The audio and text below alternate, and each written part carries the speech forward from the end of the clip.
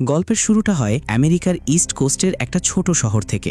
এখানে ডাকোটা নামের একটি মেয়ে তার বাড়িতে একা থাকে। হঠাৎ খবর আসে যে খুব শিগগিরই ওই এলাকায় এক বিশাল ঘূর্ণিঝড় আঘাত হানতে যাচ্ছে। ঝড়ের কারণে আশেপাশের সব দোকানপাট বন্ধ হয়ে যাবে, তাই ডাকোটা জরুরি কিছু কেনাকাটা করতে ঘর থেকে বের হয়। বাইরে গিয়ে সে দেখে এক হাহাকার অবস্থা। সবাই এলাকা ছেড়ে চলে যাওয়ার জন্য তাড়াহুড়ো করছে। এর মধ্যেই হালকা বৃষ্টি শুরু হয়ে গেছে। ডাকোটার এক প্রতিবেশী তাকে সাবধান করে দেয় যে এটা সাধারণ কোনো ঝড় নয়, বরং 5 নম্বর ক্যাটাগরির হারিকেন। এতে মারাত্মক বন্যা হওয়ার ঝুঁকি আছে, তাই তাকে এখনই বাড়ি ছাড়তে হবে। কিন্তু ডাকোটা তার নিজের বাড়িতেই ফিরে আসে। আসলে সে এই বাড়িটা কোনোভাবেই ছাড়তে চায় না, কারণ কিছুদিন আগেই এই বাড়িতে তার মা এক দীর্ঘ অসুখের পর মারা গেছেন।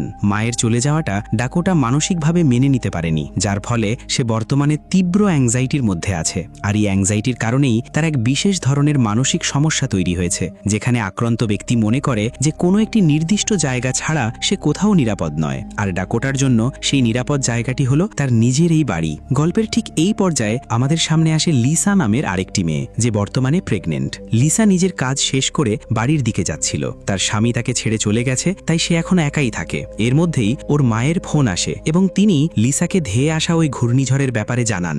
লিসা দেখতে পায় রাস্তায় মানুষের প্রচণ্ড ভিড়, সবাই শহর ছেড়ে পালাচ্ছে। কিন্তু এই অবস্থায় অত লম্বা রাস্তা ট্র্যাভেল করার মতো শারীরিক শক্তি লিসার নেই। তাছাড়া ওর মনে হচ্ছিল ঝড়টা হয়তো অত বেশি ভয়াবহ হবে না, তাই বেশি চিন্তা না করে ও নিজের বাড়ির দিকেই রওনা দেয়। বন্ধুরা, তোমরা কি ক্র্যাশ গেম খেলার কথা ভাবছো?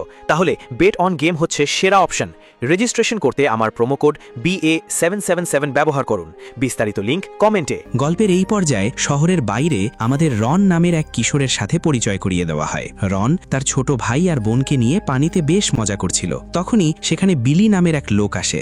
বিলি হলো তাদের পালক বাবা। আসলে এই 3 ভাই বোনই অনাথ, আর তারা বিলি ও তার স্ত্রীর সাথেই থাকে। কিন্তু বিলি লোকটা মোটেও ভালো না। সে বাচ্চাদের সাথে সব সময় খুব খারাপ ব্যবহার করে। সে এসে ওদের ধমক দিয়ে এখনই বাড়ি ফিরতে বলে। অন্যদিকে আমাদের ডাকোটার আঙ্কেলের কথা দেখানো হয়, যিনি পেশায় একজন মারিন রিসার্চার, অর্থাৎ সাগরের খবরাখবর রাখা বা গবেষণা করাই তার কাজ। তিনি তার রিসার্চ থেকে জানতে পারেন যে এই হারিকেনের প্রভাবে এক ভয়াবহ সুনামি আসতে পারে। বিপদ বুঝতে পেরে তিনি সাথে সাথে ডাকোটাকে কল করেন এবং বলেন যে হাতে একদম সময় নেই, তাকে এখনই ওই এলাকা ছাড়তে হবে। কিন্তু ডাকোটা কোনোভাবেই নিজের ঘর থেকে যেতে রাজি হয় না। আঙ্কেল ওর কথা শুনে বুঝতে পারেন যে ডাকোটা বর্তমানে কতটা মানসিকভাবে বিপর্যস্ত। ডাকোটার আঙ্কেল যখন দেখলেন সে কোনোভাবেই বাড়ি ছাড়বে না, তখন তিনি তাকে আশ্বস্ত করে বলেন কোনো সমস্যা নেই, যদি সুনামি আসে আর চারদিকে পানি বেড়ে যায় তবে তিনি নিজেই এসে তাকে উদ্ধার করবেন। এদিকে বিলি তার পালক সন্তানদের নিয়ে বাড়িতে ফিরে আসে। বিলির স্ত্রীও সেখানে ছিল। তারা সবাই জানে যে বড় একটা ঝড় আসছে, কিন্তু বিলি বিষয়টাকে পাত্তাই দিতে চায় না। তার মনে হয় নিউজে যা বলছে সব আজে বাজে কথা, এত বড় ঝড় হওয়ার কোনো সম্ভাবনাই নেই। এরপর সে তার স্ত্রীকে নিয়ে বাড়ির নিচে বেসমেন্টে চলে যায়। কিছুক্ষণ পর রনের ছোট বোন সেখানে যায়, কারণ তাদের খুব খিদে পেয়েছিল।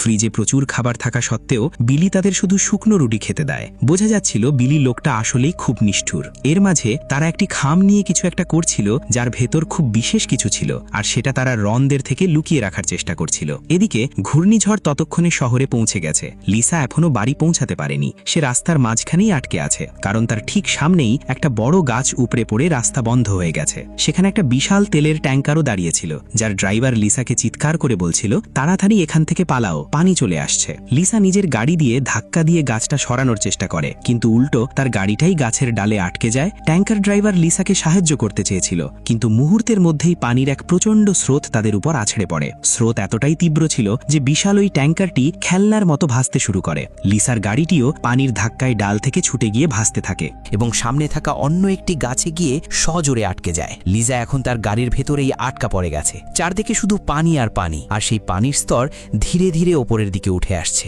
পানির স্রোতে ভাসতে থাকা সেই বিশাল ট্যাঙ্কারটি আচমকা একটা বড় স্ট্যাচুর সাথে ধাক্কা খায়। ধাক্কাটা এতটাই জোরে ছিল যে ট্যাঙ্কারটি ফেটে যায়। সেই ট্যাঙ্কারের ভেতরে ছিল প্রচুর কাঁচা মাংস, যা মুহূর্তের মধ্যেই পানিতে ছড়িয়ে পড়ে। এর মানে পরিস্থিতি এখন আরও ভয়াবহ হতে চলেছে, কারণ এই রক্তের গন্ধ পেয়ে খুব শীঘ্রই সাগরের বিপজ্জনক সব হাঙর এখানে চলে আসবে। এদিকে লিজা তার গাড়ির ভেতরে আটকা পড়ে সাহায্যের জন্য চিৎকার করতে থাকে। ঠিক তখনই ওখান দিয়ে নৌকায় করে দুজন লোক যাচ্ছিল, যারা মূলত ওই তেলের ট্যাঙ্কারটির দিকেই সাহায্যের জন্য যাচ্ছিল। তারা লিজার চিৎকার শুনে থেমে যায়। তাদের মধ্যে একজন লোক লিজার কাছে আসে। লিজা তাকে খুব আকুতি করে বলে, দয়া করে আমাকে ফেলে যাবেন না, আমি প্রেগনেন্ট।